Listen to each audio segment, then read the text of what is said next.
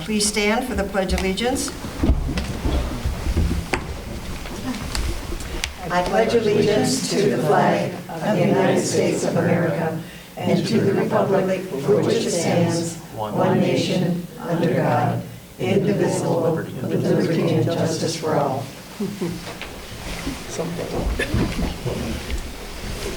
And we have the roll call, please. Jan Gaffney. Here. Tim Holcomb. Here. Allison McFadden Kiesling. Here. Nancy Moon. Here. Alan Panter absent. Marilyn Pomeroy. Here. Maggie Sands. Here. Julie Meredith here. All here. May I have a motion to approve the agenda as presented? I'll move it. Second. All those in favor, please say aye. Aye. Those who disapprove, please say nay. Motion carried. Call to the public. Have any public? I guess not. We'll move on. To the consent agenda, may I have a motion to approve the consent agenda as presented? Beforehand, does anybody have any questions or comments about what's listed? So moved. I'll second it. We have a motion to approve the consent agenda as presented. All those in favor, please say aye. Aye. Those who disapprove, please say nay. Motion carried. Friends of the library, please. Hello, good evening. A couple items on our report tonight. We had our spring book sale at the end of April. We made $8,337.92. It's a very good book sale by sales. We have 10 new members from the last time we talked. Oh, yay. Total membership is now in the area of 280 Oh, good. people. We have a new board member that's come on as a person at large. His name is Micah Jelinek. He is a pastor locally, I don't know what church, sorry, and has been a librarian in the past. So we're looking forward to his participation and so forth on that. Last item is we're going to be forming a committee to review and make recommendations to change the current packaging that the Friends use to store their books in between book sales. So if you come through the back door, you see all those banana boxes that are stacked up right to your right as soon as you walk in the door. They come up about 10 high. So we're looking at some options to that. We have a couple different people on the committee. I'm going to send out an invitation now. If any of you all have some experience with packaging, lean manufacturing, kitting, stuff like that, please let me know. I'd love to have any of that kind of expertise on the on what's going on with the change on that. It'll give you foreshadowing as to what I'm looking at anyway. That's it. Thank you. Thank you. That would be a challenge. We'll see. Well, if that row of 10 boxes ever fell, don't be near it. Yeah. No, I mean, it's Those boxes are heavy. Yes. a lot of weight. Yep. Thank you, Jim. Library statistics, please. Julie? So we have your statistical report, so you'll notice that we have the report for March, and then we have a separate report that is the quarterly report. I just want to point out that in the quarterly report, it is divided up.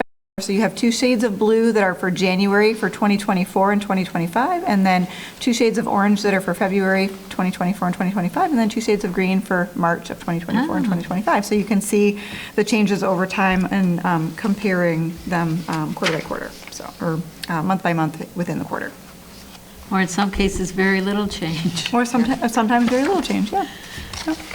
Can I ask a question? I know it's sometimes hard to say why. I think you must be advertising your notary work more because obviously there's a jump there, but the download jump is just phenomenal. We've doubled the amount of downloads from this time a year ago. Which is, I'm just really, really surprised by that, but it's wonderful. Anything you'd attribute it to other than the changing patterns of how people are reading? Well, we have our downloads expert here this evening, so I don't want to tip his hand. Oh, okay. Well, then I'll wait. Yeah. He's more than excited, and I'm really excited to have him here actually because he's got some really great things to explain. So while I would love to speculate, he's much better at that one. Okay. Well, I appreciate how the information is. Yep. Absolutely. Any other questions or comments while we wait for Neil's presentation? No, bated breath now. We have the director's report, please. Okay. The Friends of the Library hosted their general membership meeting on April 16th. The CIDL staff presentation was about special collections, including board games, world literature for youth, and the Seed Library, and it was very well received. The Friends reviewed and approved the spring wish list for $12,300 that includes a concert series for adults, fall programs for children, summer reading program t-shirts, the 4th of July parade, our annual booth at Art in the Village, and Trunk or Treat. And we are grateful to the Friends for the support of all of our library projects. Next item, CIDL staff Sissy, Kelly, Molly, and I attended a community collaboration event hosted by the Clarkston Community School District on April 22nd. This meeting included representatives from nearly 60 organizations. The organizations were introduced to the group in batches, and then time after each batch was provided for others to circulate and ask questions and investigate common purposes and collaborative opportunities. In addition, contact information was supplied to all, and future networking meetings are planned. So we're excited about this. This is something that we used to do many, many years ago and then kind of went by the wayside. And so we're really excited that the school is stepping up and creating this networking opportunity for all the organizations in town again. The Friends of the Library Spring Book Sale took place on April 29th through May 3rd, which we just heard about, and was a huge success, bringing in over $8,000. The Church of the Resurrection Bake Sale, that is a service project that takes place during the book sale to raise funds for local nonprofits, including the library, was also very successful. Next item, on May 3rd, the library's conference room was the location of a book signing for locally written book, I Have Autism, by John and Becky Ritchie. Organized by a friend of the family, Amy Wilson, the launch of this candid yet uplifting book about the Ritchie family's autism journey drew a large crowd of supporters. It was a really great event, so we were excited to be able to be the host for that. Next, the library continues to host the Clarkston Area Lions Club Kids Sight Vision screenings on the second Saturday of each month. For children ages 5 months and up, photos are taken of the child's eyes using a special camera to check for potential vision problems. Results are immediate and a report is provided at the screening. The library is also a drop-off site for the Lions Club collection of gently used glasses. And each year the Lions Club donates $500 for the library's Libby downloadable service as their contribution toward our efforts to provide materials for low vision community members. So that's a nice collaboration we have with them. The next section, looking at our second strategic direction, we are a go-to place for learning and resources. On April 19th, the library hosted an Intro to Birding program presented by a naturalist from the Wint Nature Center. Attendees discovered the secret lives of birds that live in our area and learned how to spot birds outdoors with a trek through our story walk to practice, which was kind of a fun way of bringing those two things together. The library hosted Star Wars Day on May the 4th. This popular family-friendly annual event included free comic books, trivia, games, crafts, a costume contest, and characters from the 501st Legion. Music continues to draw a crowd at the library. On May 7th, we featured American classical guitarist Peter Fletcher. He delighted the audience with a solo recital that spanned his repertoire from the Renaissance period through the 20th century. I bet that was great. That was nice. It was a really good concert. On May 10th, we invited the community to treat their favorite lady, mama, granny, auntie, or neighbor, to a Mother's Day tea party event for all ages that included crafts, activities, and fun for all. And I believe Nancy was here taking pictures of that event. Yes, I was. Yeah. For our next strategic direction, we are a vital organization. I just wanted to let everybody know our auditor was at the library for the in-person portion of our audit work on April 23rd. We received the initial draft of our audit for review on Friday, May 9th. We have tentatively scheduled the presentation of the 2024 audit to the library board on July 14th. So we're getting that done. And then last but not least, work continues on the Historic District website as it transitions to an upgraded platform. In addition to more mobile-friendly and accessible features, updates to the content itself are taking place to incorporate the additional data and images gathered for the Historic District survey being submitted to and reviewed by the state of Michigan. Providing access to this vast compilation of the history, preservation, and restoration information on each structure is a valuable resource to our community, owners, and future owners of these beautiful historic homes and buildings. So we're glad to keep working on that. Any questions about any of that? Great. Any questions or comments? No? You guys have been really busy. Keeps us on our toes. I like the new format of the director's report. I do too. Thank you. It fits in with the strategic plan, and I like adding that in. It actually makes me kind of think about the various things, and it's sort of encouraging me to pull up things and tell you about things that I may have just overlooked before that you would have been interested in that it didn't occur to me that I should tell you about. So it's been nice. Very nice. Okay, moving on to regular business, the CIDL's downloadable services. I think that's Neil. You're up. With great anticipation.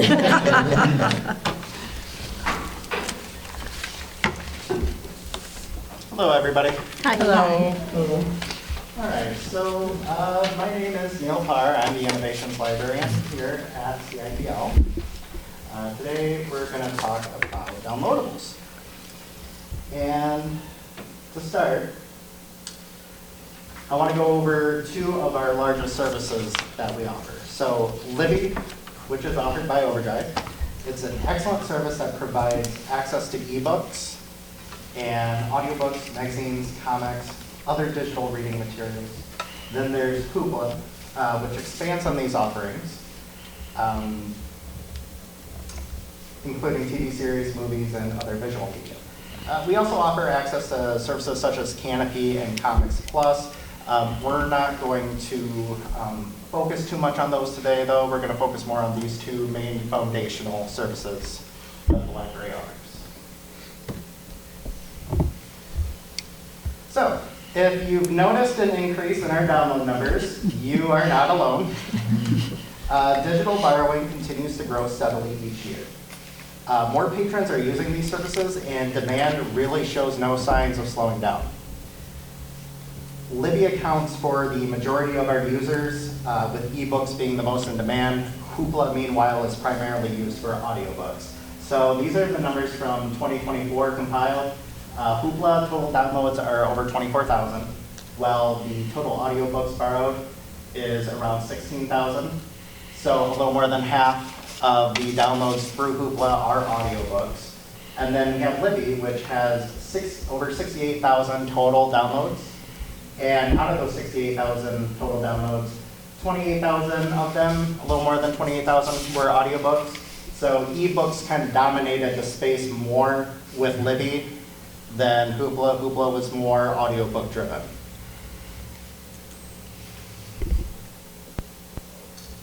So if you were to visually break down Libby's usage, it would look kind of like this. Adult fiction is the most popular category, with a slight preference for ebooks over audiobooks. Adult nonfiction ranked second, showing a stronger preference for audiobooks. Juvenile fiction sees lower overall usage, with a small edge for ebooks, while juvenile nonfiction has the lowest engagement in both formats. Overall, adult fiction content on Libby tends to stand out the most as the most in demand. If we were to break down Hoopla's usage, adult fiction leads with over 16,000 total uses, largely driven by audiobook and ebook checkouts, while adult nonfiction follows with about 4,400 roughly uses, also showing strong interest in these formats. Juvenile fiction comes next with about 2,900 spread across ebooks, comics, and movies. Adult and juvenile music show focus but lower engagement. Juvenile nonfiction has the lowest usage at about 227 overall. Audiobooks and ebooks tend to dominate this space, with adult fiction being the most popular category. So let's talk about a little bit when a patron requests an item. The system, if we're talking about Libby, the system first checks to see if library's Advantage collection, and I'm going to explain what that is. So the Advantage system consists of items that the library purchases and also shares with Advantage Plus users. Those users are defined by the libraries that participate. So participants of Advantage Plus are able to share items with each other. If the item is available, it is borrowed or placed on hold from the collection. If not, if the item is available, if not, it is accessed through the shared consortium collection. This system ensures that patrons have access to a wider range of materials, either locally or through the different partner libraries.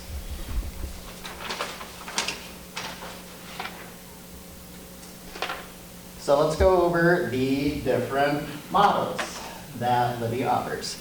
First, you have cost per serve, which is known as CPC. This is where we pay per download with a set monthly cap that we do not exceed for each of those months.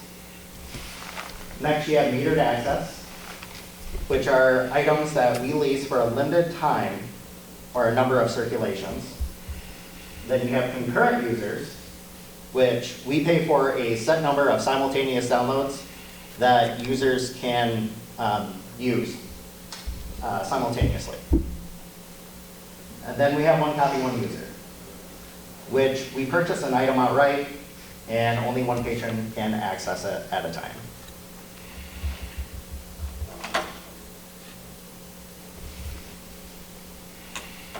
Libby also allows patrons to add partner libraries to their search results, giving them access to a much larger collection.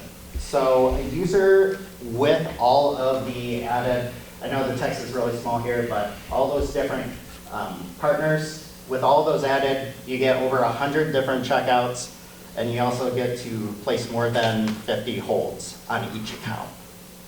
So really it opens up the service quite a bit.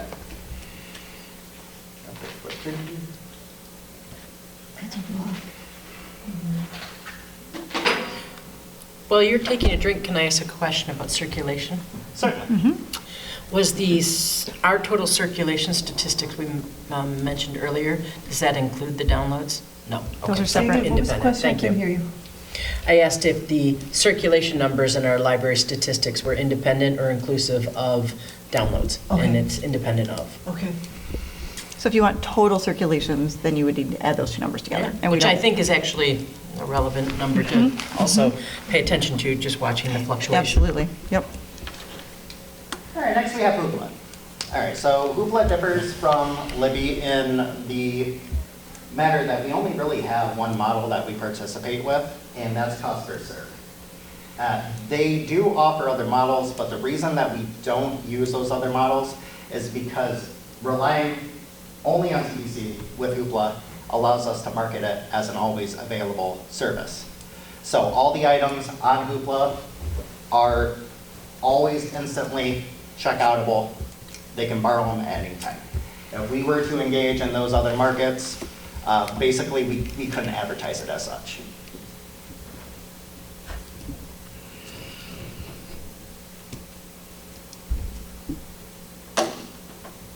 So let's talk about how we handle requests within Libby. 6:50 p.m. So the first method of requesting items from Libby is done directly through the application itself. If you've ever browsed for items on Libby and you're searching for something that we don't own, you'll notice that there will be this notify me tag. It'll get a little bell and a page next to it. So what happens is when the user sees this, if they see an item they want, they tap on that button, the notify me tab, and that updates a master list within the Overdrive market that tells us, the content selectors, that patrons want this item. So using those lists, we can kind of forecast what the demands are going to be and better alleviate like hold lines and such. The second method of requesting items is handled by our item request form. This is through our website under the How Do I section. And users can check digital options available at the top of the form while submitting. This is then emailed to our content selectors. So if you're navigating the website, it's the first tab. It's going to be Books and More. And then underneath that tab, there will be another button that says eBooks and More. Oh, I'm sorry. I'm getting ahead of myself. This is under the How Do I section request item. Sorry. This is what I was talking about a moment ago. So this is set up for first-time users for our downloadable services. And we try to send them to the following page on our website, which is located Books and More under eBooks and More. This page is accessible, and the little containers that you see on the page here, when you click into them, they take you to a tutorial page that will walk a new user through different tips and tricks and how to utilize the platform in the best possible way.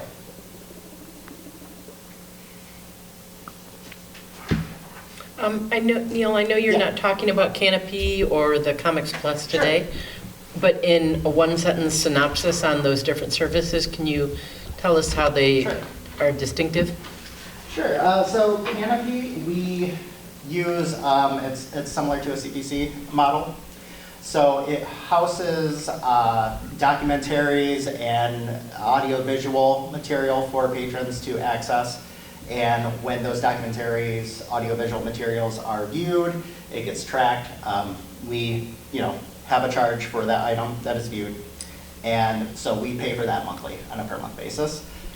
Then Comics Plus is a service that we participate in that has instant access all the time for any of its users to view comics, manga, web comics. It's a huge range of different visual media.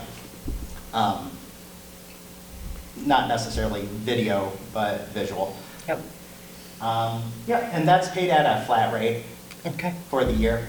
So we don't pay CPC for that, we just pay a flat rate, and then, borrowers get to instantly use it. Thank you. Yep. Neil, I think one thing to point out is that, you notice there's not a lot of usage of the children's materials. We have a service called Tumble Books, which is Yes. specifically juvenile materials. And so that's where, we're not talking about that tonight, but I just want people to know it's not, that we don't have stuff for the kids, it's that we have a completely different service for them. And Yep. he'd be here all night if we let him talk about all of it, so. Right. But I just wanted to kind of throw that out there. Thank We're not you. ignoring the children. Okay. So next I want to start touching on strategic borrowing practices. So we're encouraging these practices to help patrons get the most from our digital services. Patrons are guided to create a list of desired items and then borrow them systematically using the steps outlined here. So they'll create a list, like their wish list of books. They'll go through each book, they'll start with Libby, they'll search to see if the item is available on that platform. If it is, great. Next they check to see if there's a wait. If not, they'll borrow directly from Libby.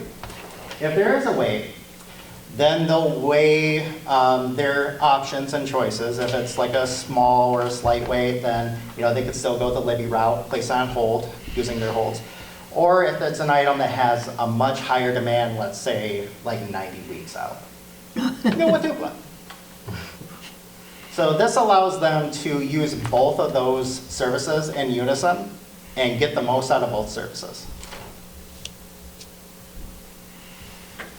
So the ways that we are implementing the strategic borrowing practices. We offer group instruction through library programs and shared tips via social media. This past year, we held one-on-one sessions with patrons to teach them how to expand their selections using the Libby partners.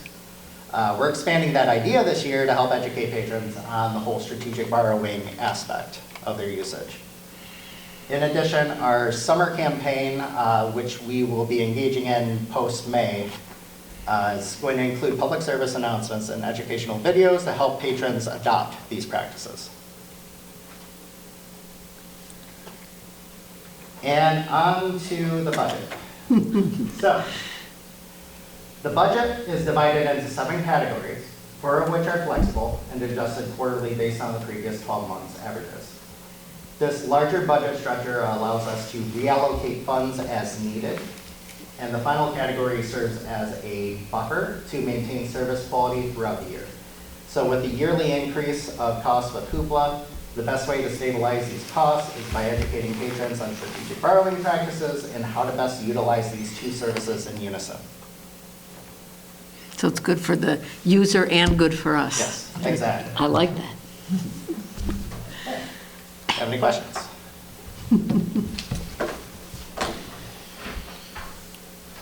Great idea.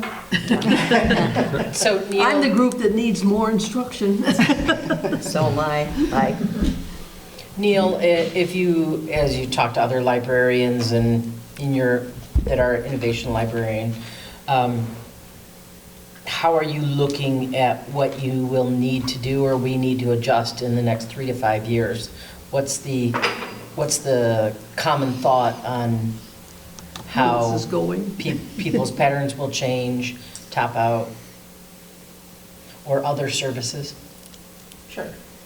So there are a few other audio book alternatives that some libraries are noticing, but with those alternatives, there comes an issue of availability.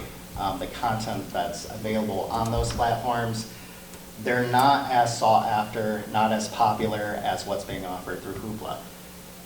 But we all understand that Hoopla, as great as it is, the cost of the service is ever increasing each year. So essentially, it comes to a point of just weighing out where Hoopla stands currently.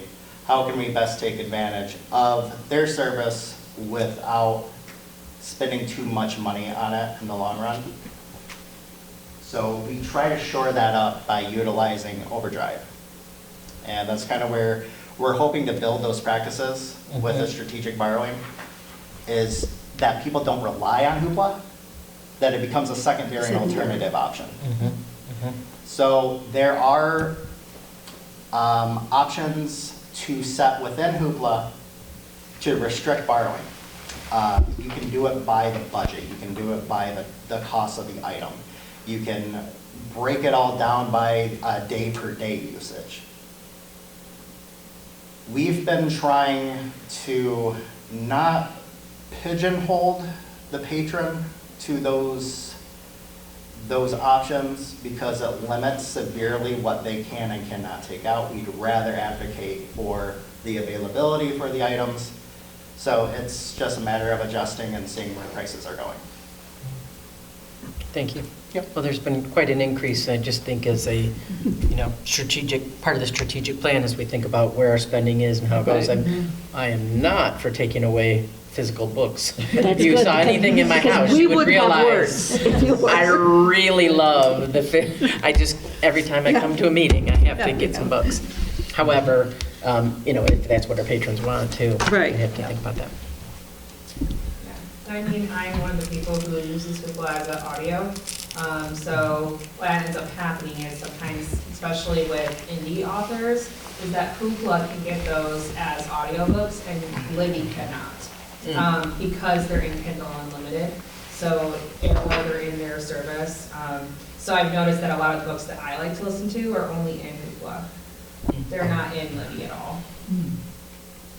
But at least you're checking, so it's as long. I do check. Right, yes. so that if we can get people to do that, then that can ease some of the burden. And also a lot of social media has a lot of play into that too for like my generation. So I know, for example, like if it gets really popular on TikTok or Instagram, those books explode. So that's where you get the really, really long wait times, especially on Libby.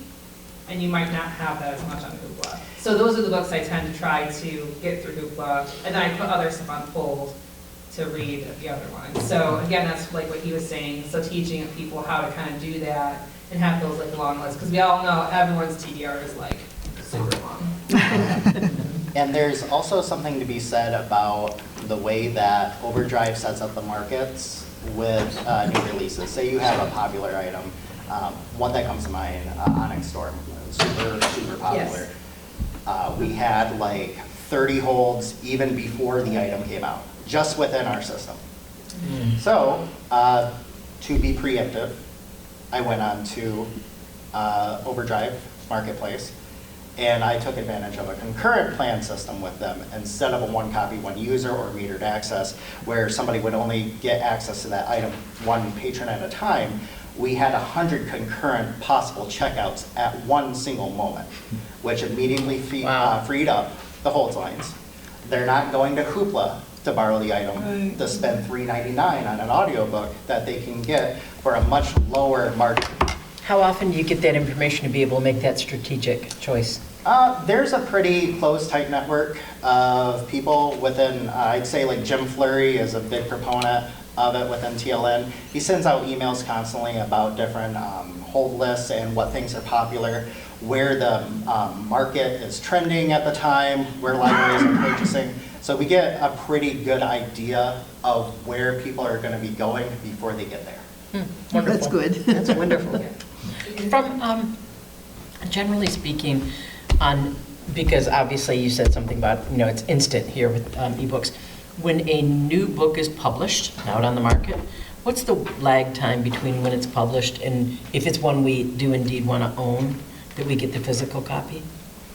It depends on the book. So a lot of times our librarians are able to order in advance. Okay. And occasionally the book will come before it's even released, in which case it's sent in a box and it says, You're not open release until- this under penalty of death, sort of. The Harry Potter books were like that when they first came out. You know, they were shipped to us early so that we could release them the day of, right? And that's still a thing. We can still get them.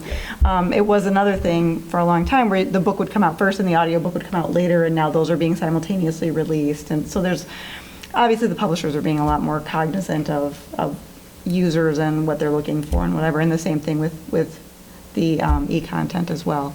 So we almost same time they're released. It depends. We order it. Sometimes there's a lag, but you know, when they're trying to ship them out, I think Neil could probably speak to that. Well, he does mostly e-content, but but when you order books, sometimes you order them and they get back ordered because by the time they go to fill the orders, The publisher's behind. the publisher's Okay, behind thank before they you. even get started.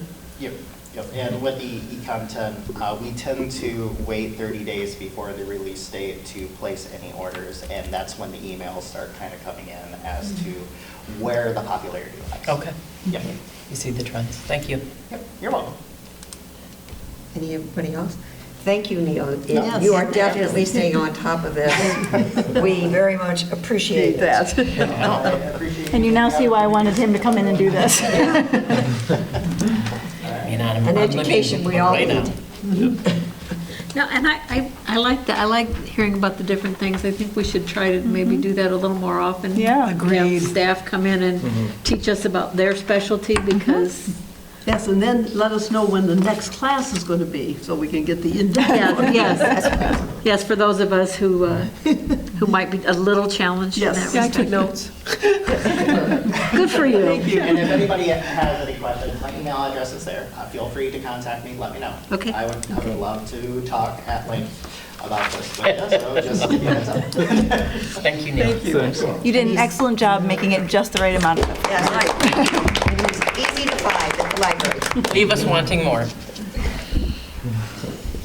Okay, now we know to get back to numbers. How about the first quarter financial report? Okay. Discussion, please. I apologize that the first quarter financial report was not in your packet. We had a printing issue, getting it off of QuickBooks, which I was able to solve today.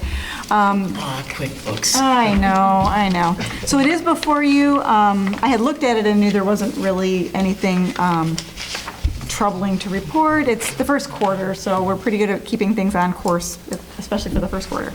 But I don't know if you have any questions. Most of the things in here that you see that look like they might be over budget are often things that don't get paid on a month-by-month basis. For example, the insurance. Many of the insurances are front-end loaded. They have to be completely paid off by the middle of the year, and so it's not month by month. So it looks like we're over budget, and then suddenly July comes, and we don't have any more invoices to turn in. So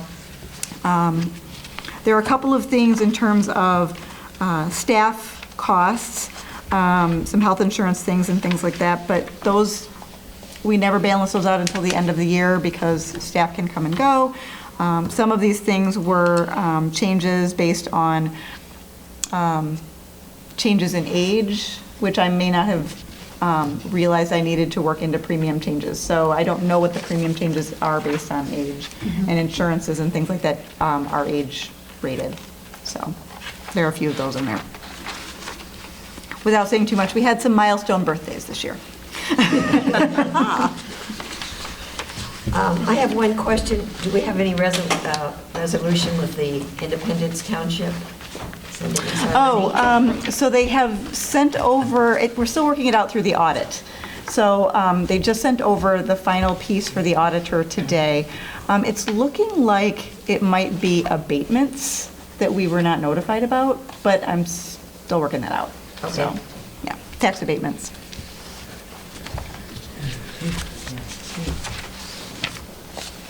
It's kind of a large number for tax abatements, but anyway. Well, we're going to ask some further questions. Yeah, but- because.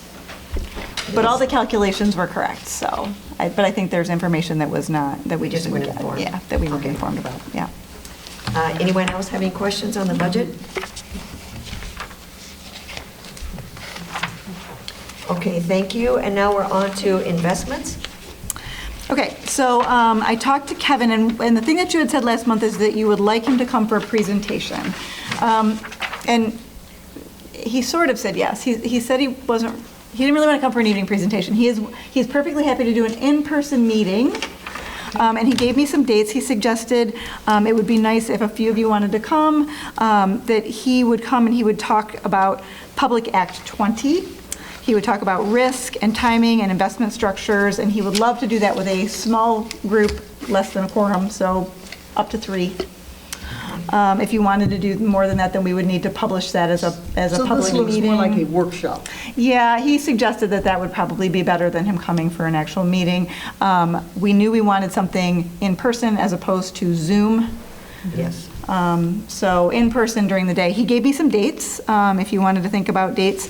He said Tuesday, May 27th, anytime after 10 a.m., Wednesday, May 28th, anytime after 10 a.m., or Thursday, May 29th, he's available from 10 until noon.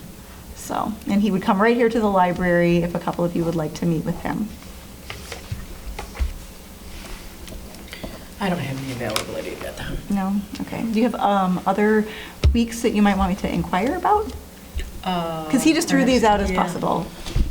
What was his time on May 27th? On May 27th, he said anytime after 10 a.m.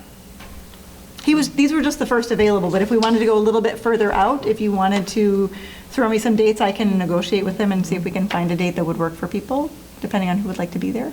And Wednesday was after 10? Wednesday was after 10 as well, and then Thursday, he was only available in the morning from 10 until noon. But these were just first available, so. I'm in town the week of June 2nd. The week of June 2nd? He doesn't need to rearrange just for me, but if others have conflicts, then that would Okay. be great. I think this is kind of short notice for me. I don't know about anybody else, but Yeah, well, and my life gets pretty crowded pretty I fast. have about, I could only do the 29th of those dates. Well, he was just throwing out dates because he wanted you to know he was willing to come, so. Okay. But if you want to do something a little bit further out, Maggie was saying the week of June 2nd. Yeah, I think the week of June 2nd would be nice. Either June 2nd, the 2nd, 3rd, almost any time, either one of those days I can do. June 2nd or But how 3rd? many people can attend? I'm kind of confused. Up to 3. Okay. Well, you can have more than that, but if you do, I have to post it as a Public, yeah. public meeting. I don't have a need to go, yeah, just, I could go, but I think you should go. Yeah, So well, it sounds like yeah. I Jan, think you should go. And I think And- you should Yeah, I go. think, right, Jan Yeah, and Maggie and Nancy. Yeah. Okay, so we like June 2nd is a Monday? Yeah, or Yeah. June 3rd. Can you do any of that? June 3rd, I cannot do in the afternoon. So June 3rd AM? AM? Yeah, and it would Okay. have to, I would have to probably leave here before noon. So So, 10 to 11 maybe. yeah. Okay. But the second, I'm good all day. Morning the 3rd is both right. Okay, so I heard morning of the 3rd works and afternoon of the 2nd? Yeah, afternoon of the 2nd I can do. Afternoon of the 2nd? Yeah, I can do the second, I'm free all day, so. Yeah. Okay. I will ask for June 2nd in the afternoon or June 3rd in the morning. And you said no later than 10 to like 11:30? 10 o'clock was his happy time, he said. That's the Yeah. thing, because he has things that he does in the morning, and then I think he kind of does those at home and then comes through, because he lives in Davison, and then he comes through this way, and he would stop Okay. here, have a meeting with you, Yeah. and then go on to his office. Yeah. So, Yeah, okay. okay. I would absolutely have to probably be out of here 11:30, maybe 11:30. 11:45 to 12. I'd have to look at the, Okay, and then on the Schedule. 2nd, when you say afternoon, noon, 1? For me, anytime after 2:30. Okay, I don't love Wednesday, but I can, I can do any time on the June yeah. 2nd. Wednesday's my knitting group, and I prefer not to miss it, but I can for important things, so. so then June 4th, maybe, or not? Yeah, it would be a maybe. If that's the only thing that's available, then I'll make it happen. Okay, June 4th, yes, no? I would need Can it do the after. Morning? First thing in the morning. You said On after, June 4th, I would need it probably after 1 o'clock. and she just said just 1:30. morning, so it sounds like maybe June we'll 4th. stick with the 2nd or the 3rd. And June 5th, I could do up till noon. or after 3 And which day is that? Thursday. Thursday I'm available all day, so. I could follow Nancy's schedule. Okay, Nancy said 10 to what time, Nancy? I could do it till noon, 10 to 12 or after 3? after 3 on Thursday. And Friday, I'm gone all day. Okay. It's my last symphony. Boy, that sounds dire. Doesn't it though? For the season. Thank you. And, well, it is because it's someone I don't particularly care for, but Michael loves him, so we're going. Okay, so I'm going to repeat this back to make sure I've got this. Monday, June 2nd, we like 2:30 to sometime between 2:30 and 5. On the 3rd, we like 10 a.m. to 11:30. On Thursday, the 5th, we like 10 to 12 or after 3 p.m. Yep. That's all good? Okay, That I works. will, perfect, thank you very much. I will At get this back. exact moment in time, that works. Well, I will email him after the meeting and get that on his, see if I can get that on his I know calendar. that feeling, Maggie. It's like 1 minute I'll say, oh, that's fine, and then 10 minutes later, something else hits my calendar, and I go, oops. I thought that was going to go, but maybe not, right? Yeah. All right, thank you all. Thank you for Thank working you with for us on this. pulling Yeah, that no together. problem.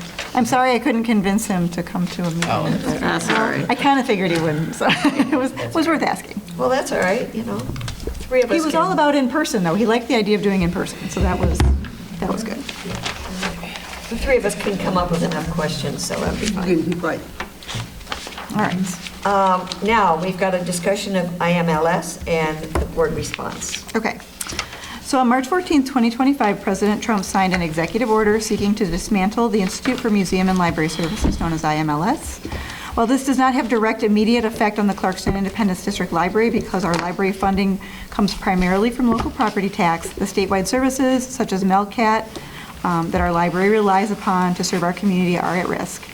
There is significant concern and uncertainty about the trickle-down impact this potentially eliminated funding could have on the library's budget and services. For this reason, a committee has been formed to monitor the situation and share information with the public. The committee includes Nancy Moon, Jan Gaffney, Julie Meredith, Brad Reuter, which is our head of technical services, and Sissy Phillips, who is our head of marketing and engagement. First and foremost, it is important for the public and staff to be assured that the library board does intend to closely monitor the situation and is committed to the continued success of the library, and a communication campaign is being developed to share information with our community during the summer months, our busiest time of the year. So I've got 2 things kind of on the agenda here.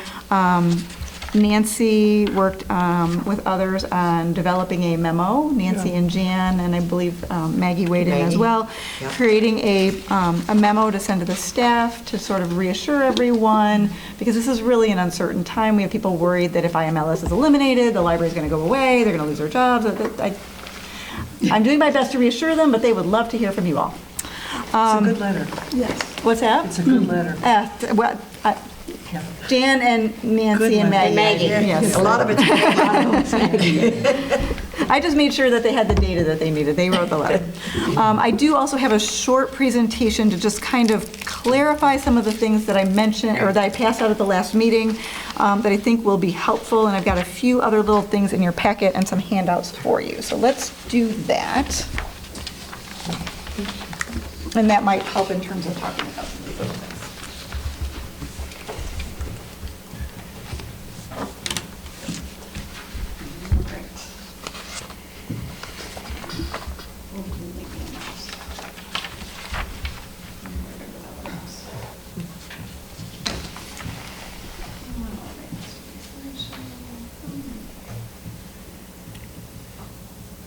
Okay. So the Institute for Museum and Library Services, known as IMLS, is a federal organization, and it provides funding to the states, and then the states decide how they are going to use that money. So the executive order was set to dismantle IMLS, and I'm pretty sure that that has the intention of sort of pushing that funding to the states and making it state that decide how they're going to do these kinds of services. So that in that trickle down, what we want to talk about, and last month I did hand out this handout, this will look familiar to you, and you're going to have a little bit of a hard time reading it here, but I'm sure you looked at it last month, and everything that is highlighted in orange that says LSTA, Library Services Technology Act, that is IMLS funding. And so the important thing to know about IMLS funding is sort of what it goes to. There's a grant program There is Mel, there is Melcat, and I think it's most important for the board and for the community to know which of these programs our library, specifically What About Me, or our library, what is most used by us. So the biggest service that our library utilizes is known as Michigan eLibrary, known as MEL. Michigan eLibrary is the state's free digital library administered by the Library of Michigan, an agency of the Michigan Department of Education, in partnership with libraries statewide. So MEL includes two key services. So the first one is MEL databases. And so if you go onto the library's website and you go under our research section, you'll see we have this humongous list of databases. Databases are great resources, things like Consumer Report and Ancestry.com. Those are things that you would recognize. Those are things that the library purchases. But there's a whole list of them that the state purchases using partnerships and collaboration and bulk purchasing that they then provide to us that we link to our website. And so when you go into those are actually being paid for by the state using IMLS funding, that LSTA funding. There are 80 plus curated databases used by students, job seekers, and researchers, and they were accessed 19.2 million times in 2024. So these are big services for public libraries. Okay, so MEL databases at CIDL. So how do we use our MEL databases? And I kind of listed the ones that I think are the most interesting to our patrons. There are things that are designed specifically for public schools. There are things that are specifically for public libraries. There are things that are more academic libraries. Learning Express Library is my personal favorite. I love that one. That one is for job seekers. It has testing like SAT testing. It has job professional tests and things like that. You create an account. You can practice your test. You can go back and try it again, those kinds of things. That one's a great resource. Helps you with resumes and things like that. Novelist, so that's for people who love to read and want to know read-alikes. I love this book. What book is similar to this book? Opposing viewpoints, those are great for students. I want to see both sides of an issue so that I can write a persuasion paper. Academic search, so that one is more academic level periodicals and resources. There's an auto repair store, so you want to know how to fix your car, you can go in and you can search and figure out how to fix certain kinds of vehicles. You type in what the vehicle is and it can show you those auto manuals that we used to have aisles and aisles of in the library, we now have as a database that is paid for by the state. Demographics, World Book for Kids, My Heritage, which is kind of a spin-off of Ancestry and has additional information that is not just on Ancestry. Britannica, another online encyclopedia for kids. There's an encyclopedia in Spanish. So that means that we can provide a Spanish encyclopedia without having to purchase that separately. There's an encyclopedia of associations, entrepreneurial studies. There's a whole bunch of things in here that are really easy to use and are available to our public. And so when you see them on our list, you click on them and you use your library card or your driver's license to get into them. And when you see that, that is because those are paid for by the state and they are being paid for with IMLS funding. So the other half of the service that we are most concerned about is MELCAT, otherwise known as MEL Catalog. It's a statewide interlibrary loan service. There are 437 participating libraries in MELCAT. It includes 52 academic libraries, so University of Michigan, Michigan State, all levels of academic libraries. It includes 359 public libraries, school libraries, and even 4 special libraries, which would be medical type libraries or corporate libraries. And also included in those academic libraries are law libraries. So those are the kinds of things that a public library might not have those kinds of resources. There are millions of items available. So there are 34 million items and 9.5 million unique items. So when you see 34 million, it's because there are lots and lots of copies of various books. So 2 different things are happening here. One of them is when we use MELCAT, that's how we do our book group kits. When we have book groups, we have a book group that has 30 people in. We don't buy 30 copies of the book.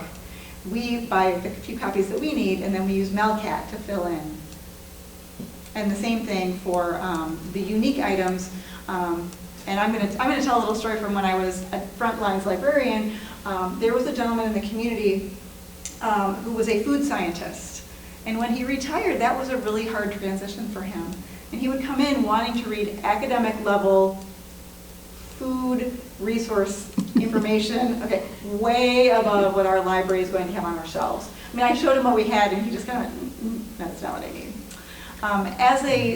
As the front desk librarian, I had a standing date with this patron. He came in every 3 weeks, and together we would sit down with Melcat and look for what he was interested in, and I would interlibrary loan stuff for him. And that was, he was able to use this library, not have to go to an academic library where he wouldn't have been able to check things out because he wasn't a student, but he could come to this library, and I could go to those libraries and say, hey, can we borrow this? And they would loan it to us, and he would come in with this big stack of heavy textbooks that he wanted to read. He would read them, and then the next time he would come in, he would return those, and I would go get him more. And he did that for many, many, many months. On a regular basis, would come in and do that. Those are the kinds of services that this provides. Well, it's also extremely helpful when you're reading the series and book 6 is missing. That's what I keep saying. It's been lost. I keep saying that, and so I'm looking at this with the thought that it could go away, going, okay, I got these series going, because I Right. read multiple series at the same time. Which ones am I not going to be able to stand it if I can't finish them, and I need to like put those at the top of my Melcat wish list? So I had Brad, our head of technical services, pull some numbers for us so that we know how much usage does Melcat get right here. So in 2022, we borrowed 5,898 books through Melcat. We loaned 18,505 books in Melcat.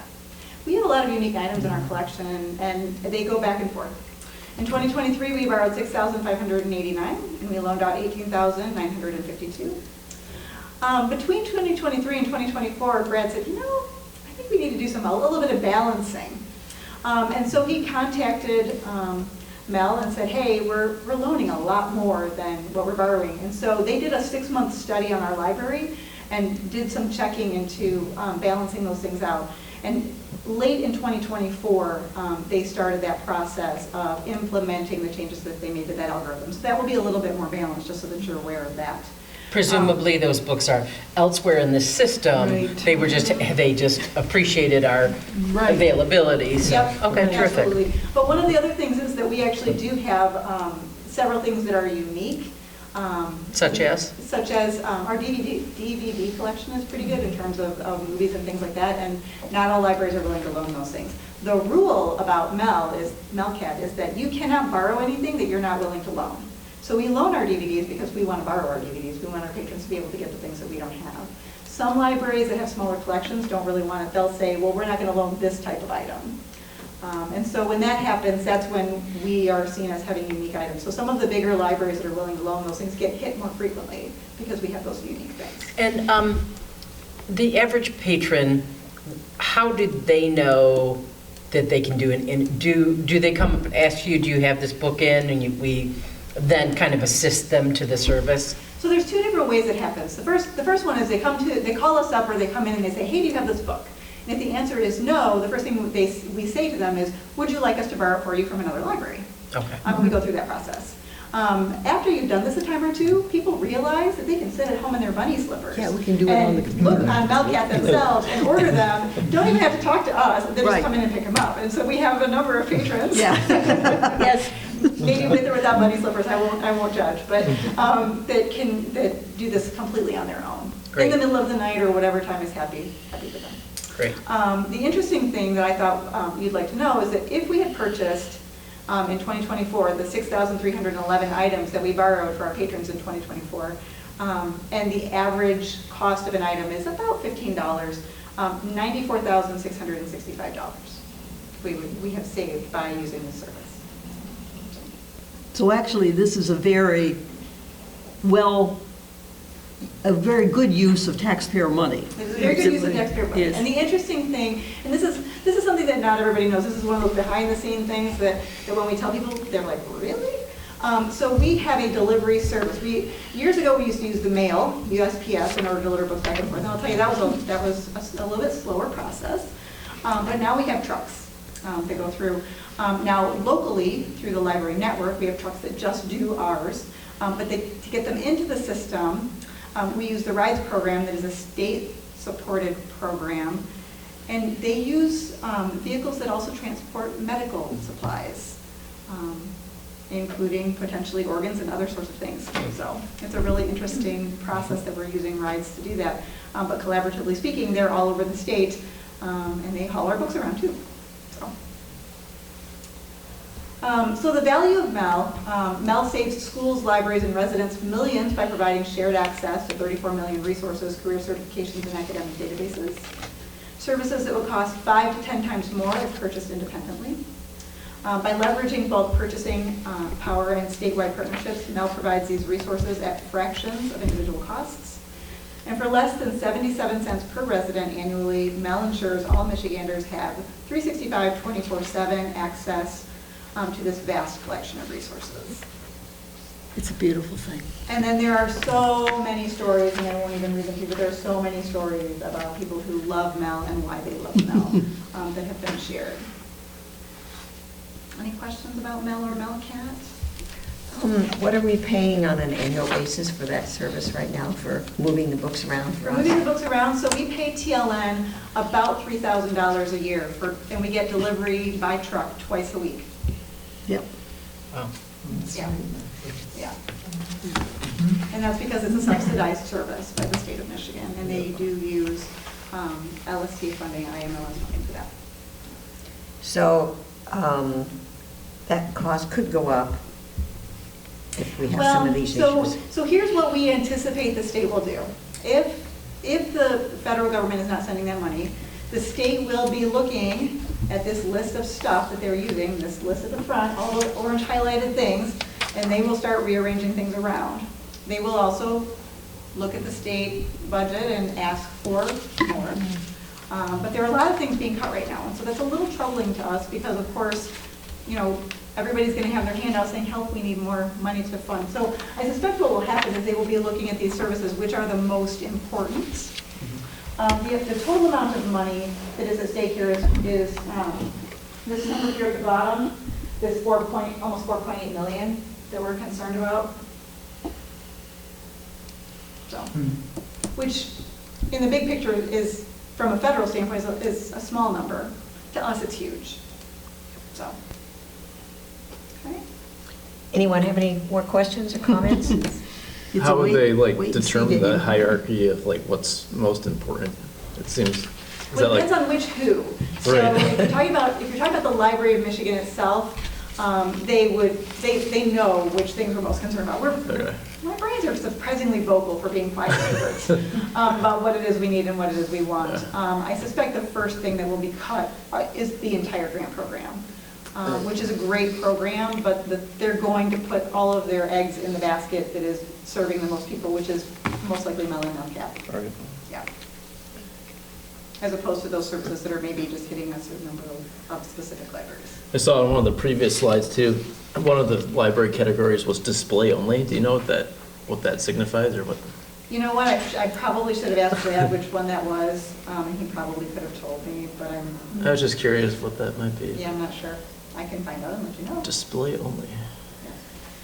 A really interesting one are the combined, those school publics. Yeah. So those are communities that are so small that their public library is actually housed in In the school, yeah. Mhm. And they're, most of those are up in UP. Yeah, I would think too that these IMLS deprecations would most adversely affect rural communities especially, but because the interlibrary burden's probably so much heavier there, I'd imagine. So.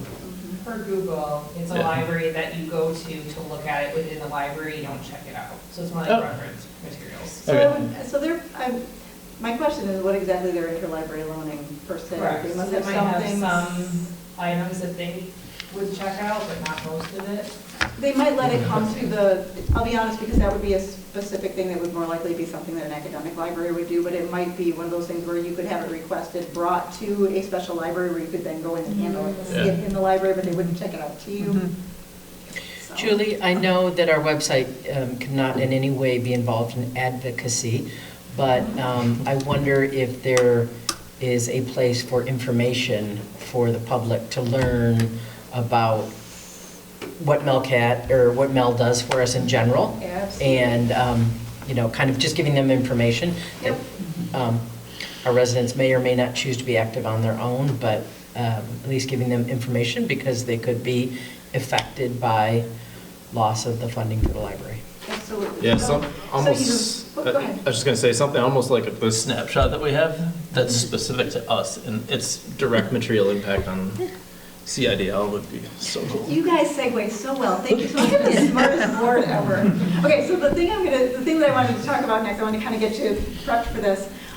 Libraries are apolitical and nonpartisan, but we do have an agenda, or if you don't like the connotation of that word, we do have a charge, and our charge is libraries and library service to our community. We are supposed to speak on behalf of our community for library service and be sure that the community is informed about the library and its funding. And so this committee that we have formed, we're looking at creating a campaign that would help people to understand genuinely what's at stake. In the same way that when we do a millage campaign, you need people to know that's on the ballot. You don't tell them vote yes or no, but you have to make sure that they know this is the millage rate we're asking for, this is what it's for, and even insofar as if it doesn't pass, this is what could be cut. So these are all the things. You're not advocating, but what you are is making sure that the public is aware of what could happen and what is at stake in this particular situation. And so we're starting that process now. So we're having this conversation with you first, and then the next step is I'm doing answers to some frequently asked questions.